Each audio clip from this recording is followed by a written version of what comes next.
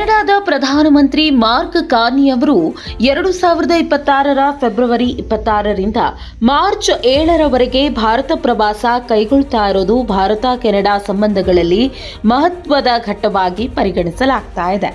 Indo Pacific ಪ್ರದೇಶದಲ್ಲಿ ಸಹಕಾರವನ್ನು ಬಲಪಡಿಸುವ ಉದ್ದೇಶದಿಂದ ನಡೀತಾ ಇರುವಂತಹ ಈ ಪ್ರವಾಸದ ಭಾಗವಾಗಿ ಅವರು ನವದೆಹಲಿಯಲ್ಲಿ ಭಾರತದ ಪ್ರಧಾನಮಂತ್ರಿ ನರೇಂದ್ರ ಮೋದಿ ಅವರನ್ನ ಭೇಟಿಯಾಗಲಿದ್ದಾರೆ. ಈ ಉನ್ನತ ಮಟ್ಟದ ಸಭೆ ದ್ವಿಪಕ್ಷೀಯ ಸಂಬಂಧಗಳಿಗೆ ಹೊಸ ಚೈತನ್ಯ ತುಂಬಲಿದೆ ಎಂಬ ನಿರೀಕ್ಷೆ ವ್ಯಕ್ತವಾಗಿದೆ. ಭಾರತ ಮತ್ತು ಕೆನಡಾ ಎರಡೂ ಪ್ರಜಾಸತ್ತಾತ್ಮಕ ಮೌಲ್ಯಗಳನ್ನು ಹಂಚಿಕೊಳ್ಳುವ ರಾಷ್ಟ್ರಗಳು.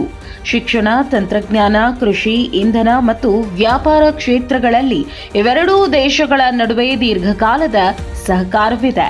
ಆದರೆ ಇತ್ತೀಚಿನ ವರ್ಷಗಳಲ್ಲಿ ಜಾಗತಿಕ ರಾಜಕೀಯ ಹಾಗೂ ಆರ್ಥಿಕ ಬದಲಾವಣೆಗಳ ಹಿನ್ನೆಲೆಯಲ್ಲಿ ಹೊಸ ದಿಕ್ಕಿನ ಸಹಕಾರ ಅಗತ್ಯವಾಗಿತ್ತು.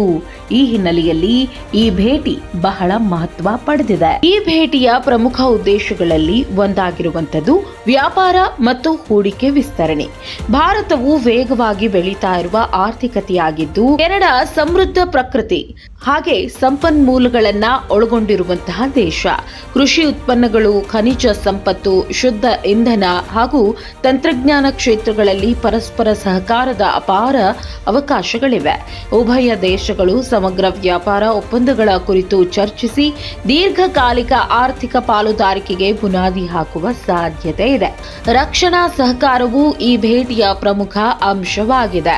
ಇಂಡೋ ಪೆಸಿಫಿಕ್ ಪ್ರದೇಶದಲ್ಲಿ ಭದ್ರತಾ ಸವಾಲುಗಳು ಹೆಚ್ಚುತ್ತಾ ಇರುವ ಹಿನ್ನೆಲೆಯಲ್ಲಿ ಸಮುದ್ರ ಭದ್ರತೆ, ಸೈಬರ್ ಸುರಕ್ಷತೆ ಮತ್ತು ರಕ್ಷಣಾ ತಂತ್ರಜ್ಞಾನ ಕ್ಷೇತ್ರಗಳಲ್ಲಿ ಸಹಕಾರವನ್ನು ವಿಸ್ತರಿಸುವ ಬಗ್ಗೆ ಚರ್ಚೆ ನಡೆಯಲಿದೆ. ಉಭಯ ರಾಷ್ಟ್ರಗಳು ಶಾಂತಿ, ಸ್ಥಿರತೆ ಮತ್ತು ನಿಯಮಾಧಿಷ್ಠಿತ ಜಾಗತಿಕ ವ್ಯವಸ್ಥೆಗೆ ಬದ್ಧರಾಗಿರೋದ್ರಿಂದ ಈ ಸಹಕಾರ ಭವಿಷ್ಯದಲ್ಲಿ ಇನ್ನಷ್ಟು ಬಲ ಪಡೆಯಲಿದೆ. ತಂತ್ರಜ್ಞಾನ ಮತ್ತು ಕೃತಕ ಬುದ್ಧಿಮತ್ತೆ ಈ ಕ್ಷೇತ್ರಗಳು ಈ ಭೇಟಿಯ ಮತ್ತೊಂದು ಪ್ರಮುಖ ಅಂಶ. ಭಾರತವು ಡಿಜಿಟಲ್ ಪರಿವರ್ತನೆಯಲ್ಲಿ ಜಾಗತಿಕವಾಗಿ ಮುಂಚೂಣಿಯಲ್ಲಿದ್ದು, ಕೆನಡಾ ಸಂಶೋಧನೆ ಮತ್ತು ನವೀನತೆಯಲ್ಲಿ ಖ್ಯಾತಿ ಹೊಂದಿದೆ. ಸ್ಟಾರ್ಟ್ಅಪ್ ಪರಿಸರ, ಫಿನ್ಟೆಕ್, ಆರೋಗ್ಯ ತಂತ್ರಜ್ಞಾನ, ಶಿಕ್ಷಣ ತಂತ್ರಜ್ಞಾನ ಮತ್ತು ಎಐ ಸಂಶೋಧನೆಯಲ್ಲಿ ಸಂಯುಕ್ತ ಸಂಯೋಜನೆಗಳು ಆರಂಭವಾಗುವ ಸಾಧ್ಯತೆ ಇದೆ. ಇದು ಯುವ ಪ್ರತಿಭೆಗಳಿಗೆ ಹೊಸ ಅವಕಾಶಗಳನ್ನು ಸೃಷ್ಟಿಸಬಹುದು. ಇಂಧನ ಸಹಕಾರದ ದೃಷ್ಟಿಯಿಂದಲೂ ಕೂಡ ಈ ಭೇಟಿ ಮಹತ್ವದ್ದಾಗಿದೆ. ಶುದ್ಧ ಇಂಧನ, ಹೈಡ್ರೋಜನ್, ಅಣುಶಕ್ತಿ ಹಾಗೂ ಪರಿಸರ ಸ್ನೇಹಿ ತಂತ್ರಜ್ಞಾನಗಳಲ್ಲಿ ಉಭಯ ರಾಷ್ಟ್ರಗಳು ಸಹಕರಿಸುವ ಬಗ್ಗೆ ಚರ್ಚೆ ನಡೆಯಲಿದೆ. ಜಾಗತಿಕ ಹವಾಮಾನ ಬದಲಾವಣೆ ಸವಾಲುಗಳನ್ನು ಎದುರಿಸಲು, ಶಾಶ್ವತ ಅಭಿವೃದ್ಧಿ ಗುರಿಗಳನ್ನು ಸಾಧಿಸಲು ಈ ಸಹಕಾರ ನೆರವಾಗಬಹುದು. ಶಿಕ್ಷಣ ಮತ್ತು ಜನಸಂಪರ್ಕವೂ ಕೂಡ ಈ ಭೇಟಿಯ ಪ್ರಮುಖ ಭಾಗವಾಗಲಿದೆ. ಸಾವಿರಾರು ಭಾರತೀಯ ವಿದ್ಯಾರ್ಥಿಗಳು ಕೆನಡಾದಲ್ಲಿ ಶಿಕ್ಷಣ ಪಡಿತಾ ಇದ್ದಾರೆ. ಈ ಹಿನ್ನೆಲೆಯಲ್ಲಿ ವಿದ್ಯಾರ್ಥಿ ವಿನಿಮಯ ಕಾರ್ಯಕ್ರಮಗಳು, ಸಂಶೋಧನಾ ಸಹಕಾರ ಮತ್ತು ವೀಸಾ ಪ್ರಕ್ರಿಯೆಗಳ ಸುಗಮತೆ ಕುರಿತು ಚರ್ಚೆ ನಡೆಯುವ ಸಾಧ್ಯತೆ ಇದೆ. ಜನರಿಂದ ಜನರಿಗೆ ಇರುವಂತಹ ಬಾಂಧವ್ಯವು ರಾಜತಾಂತ್ರಿಕ ಸಂಬಂಧಗಳನ್ನು ಇನ್ನಷ್ಟು ಗಾಢಗೊಳಿಸುತ್ತದೆ. ಒಟ್ನಲ್ಲಿ ಕೆನಡಾದ ಪ್ರಧಾನಮಂತ್ರಿ ಮಾರ್ಕ್ ಕಾರ್ನಿ ಅವರ ಈ ಭಾರತ ಪ್ರವಾಸವು ಕೇವಲ ಸೌಜನ್ಯ ಭೇಟಿಯಲ್ಲ, ಇದು ಭವಿಷ್ಯದ ದೀರ್ಘಕಾಲಿಕ ಸಹಕಾರಕ್ಕೆ ದಿಕ್ಕು ತೋರಿಸುವ ರಾಜತಾಂತ್ರಿಕ ಹೆಜ್ಜೆಯಾಗಿದೆ.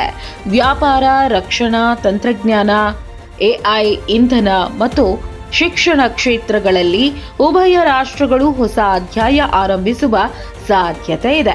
ನವದೆಹಲಿಯಲ್ಲಿ ನಡೆಯಲಿರುವ ಮೋದಿ ಕಾರ್ನಿ ಮಾತುಕತೆಗಳು ಇಂಡೋ ಪೆಸಿಫಿಕ್ ಪ್ರದೇಶದಲ್ಲಿ ಸಮತೋಲನ ಮತ್ತು ಸಹಕಾರದ ಹೊಸ ರೂಪುರೇಷೆಯನ್ನ ರೂಪಿಸಬಹುದು.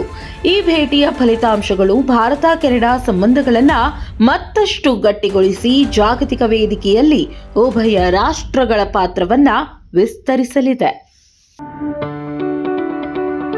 ಯಾವುದೇ ಸುದ್ದಿಯ ಅಪ್ಡೇಟ್ ಅನ್ನ ಮಿಸ್ ಮಾಡ್ಕೊಳ್ಬಾರ್ದು ಅಂದ್ರೆ ಈಗ್ಲೇ ಒನ್ ಇಂಡಿಯಾವನ್ನ ಸಬ್ಸ್ಕ್ರೈಬ್ ಮಾಡಿ.